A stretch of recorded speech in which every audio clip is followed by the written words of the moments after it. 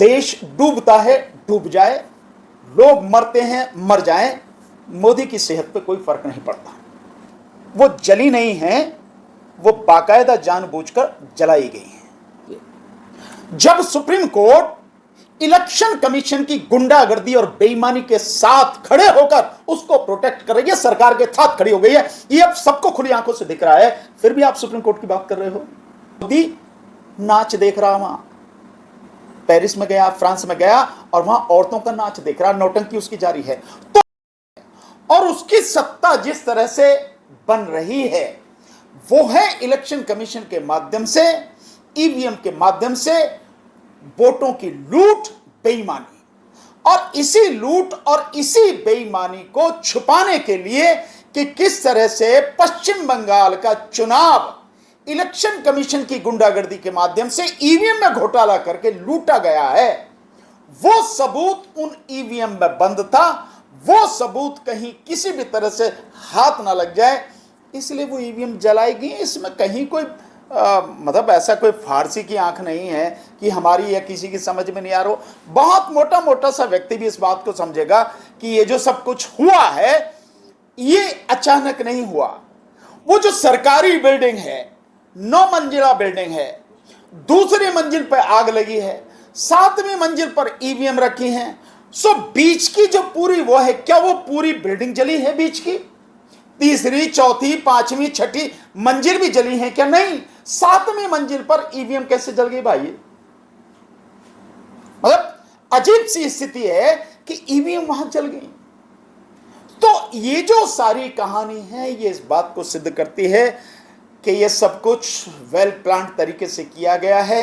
Election commission की जो चोरी के पूरे सबूत हैं, जिन चोरी के माध्यम से पश्चिम बंगाल में बीजेपी की सरकार बनी है, उसके सबूत मिटाए गए हैं और कुछ नहीं है। बीजेपी सरकार के मंत्री हैं, वो भी कह रहे हैं कि इसमें साजिश हो सकती है, इसकी जांच भी चल रही है। क्या लग रहा है कि अगर बीजेपी सरकार बनी है और बीजेपी सरकार ये काम करवा रही है तो वो क्यों इस चीज का? भाई जलाने वाले वो, आग लगाने वाले वो, उसकी रिपोर्ट कराने वाले वो, उसकी जांच करवाने वाले वो, और जहां वो अदालत में जाएगा वो अदालत उनकी। काहे की जांच होनी है, काहे का मुकदमा होना है? ये सब नौटंकी है। कहीं कोई दोषी पाया जाएगा? नहीं, कोई मतलब ही नहीं है। अरे जो खुली आंखों से हर किसी को दिख रहा है, सामान्य व्यक्ति को दिख रहा है, उसमें किस बात की जांच की बात है भाई? किस चीज की जरूरत है? और ईवीएम आज जली है, आज तो नई बात तो है नहीं, ईवीएम तो पहले भी जली गई। इवन जानबूझकर 2014 के चुनाव के बाद भी जानबूझकर बिना किसी कारण के और बिना ऑथराइजेशन के चलाई गई ईवीएम। क्यों, कैसे चलाई गई? सबूतों को नष्ट करने के लिए। बात सीधा सा है, क्योंकि सबूत तो उसी में है ना, इसलिए जलाई गई हैं EVM. Sir, NEET paper leak होने के बाद शिक्षा मंत्रालय में आग लगती है, पश्चिम बंगाल का चुनाव हो जाता है, उसके बाद ईवीएम में आग लग जाना, तो सर ये क्या दर्शा रहा है कि जनता को कहां ले जाके खड़ी कर रही है? नहीं, जनता को ले जाके खड़ा कर दिया गया है। जनता को बिल्कुल तबाही के बीच में ले जाके खड़ा कर दिया गया है। अब कुछ बचा नहीं है बाकी। शिक्षा की पूरी तरह से तबाही हो चुकी है। नीट पेपर हो, सीबीएसई का पेपर हो, और चाहे एसएससी के जीडी के पेपर हो, कोई भी किसी तरह का पेपर हो, पिछले 10 साल में 90 से ज्यादा पेपर लीक हुए हैं। करीब 50 के लगभग पेपर हैं जिनको कैंसिल किया गया है। और अब सीबीएसई का पेपर, जिस तरह की धांधली, मतलब उस कंपनी को, जो कंपनी पहले से ब्लैकलिस्टेड है, उसी कंपनी को ज्यादा पैसे पर आपने सारा का सारा उसको चेक करने का सारा वो दिया, आपने ठेका दिया, और उस 17 साल के बच्चे ने सारा सबूत निकाल के सामने रख दिया, यहां तक कि पार्लियामेंट की कमेटी के सामने रख दिया उस बच्चे ने सारे सबूत, तो कुछ रह तो नहीं गया। सो ये एक भयानक लूट है। एजुकेशन जो है एक भयानक लूट का एक स्थान बन गया है, हेल्थ और एजुकेशन। सो लूट हो रही है वहां पर, और जनता को कुछ भी मिल जाए ऐसा सरकार ने कोई बंदोबस्त नहीं किया।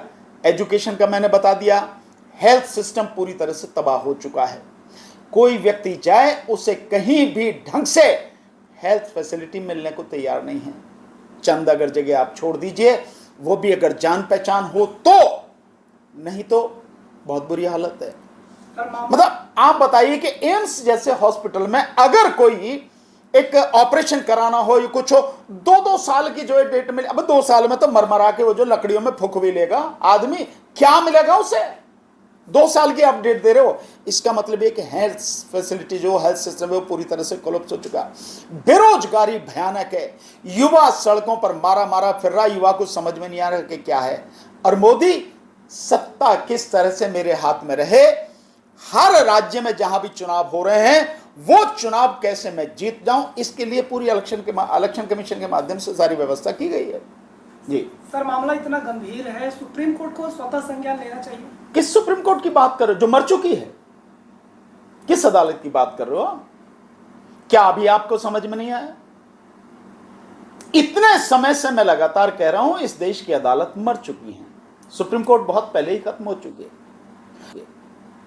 जब सुप्रीम कोर्ट इलेक्शन कमीशन की गुंडागर्दी और बेईमानी के साथ खड़े होकर उसको प्रोटेक्ट कर रही है, सरकार के साथ खड़ी हो गई है, ये अब सबको खुली आंखों से दिख रहा है, फिर भी आप सुप्रीम कोर्ट की बात कर रहे हो। एसआईआर गैर संवैधानिक, गैर कानूनी है। जिस तरह की धांधली एसआईआर में हो रही है, करोड़ों लोगों की वोटें काटी जा रही हैं।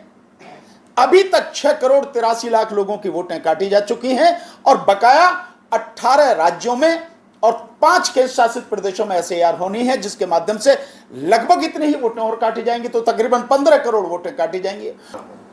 देखिए, बहुत अगर एक सेंटेंस में ये बात कहूं तो बहुत सीधा सा है।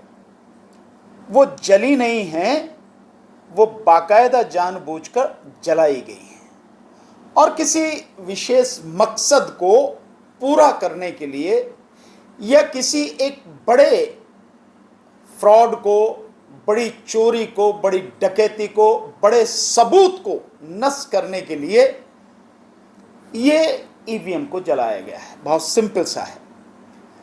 अब आपने बात कही कि देश में आर्थिक हालात बुरे हैं, देश में उसको नीट को भी लेके, पेपर लीक को भी लेके सारी चल रही हैं।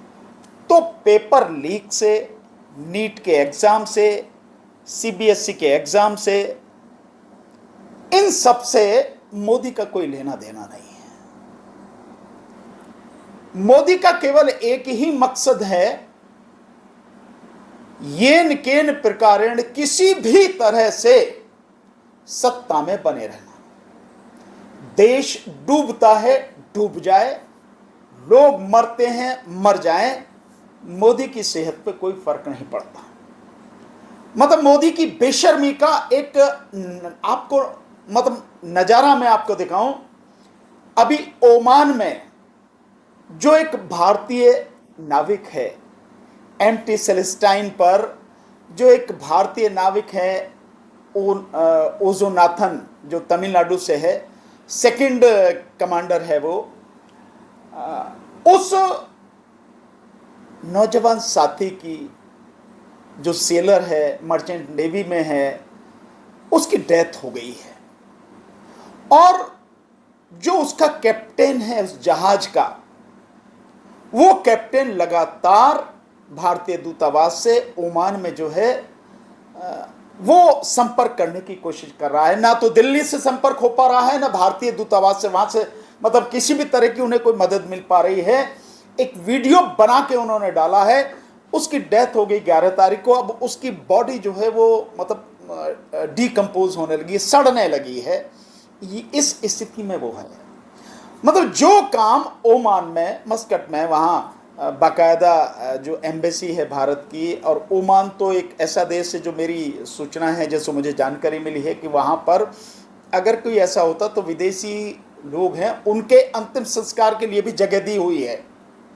वहाँ पे ये स्थिति है, तो कम से कम वहाँ से उसको निकाल के उसका अंतिम संस्कार वहीं कर दिया जाए।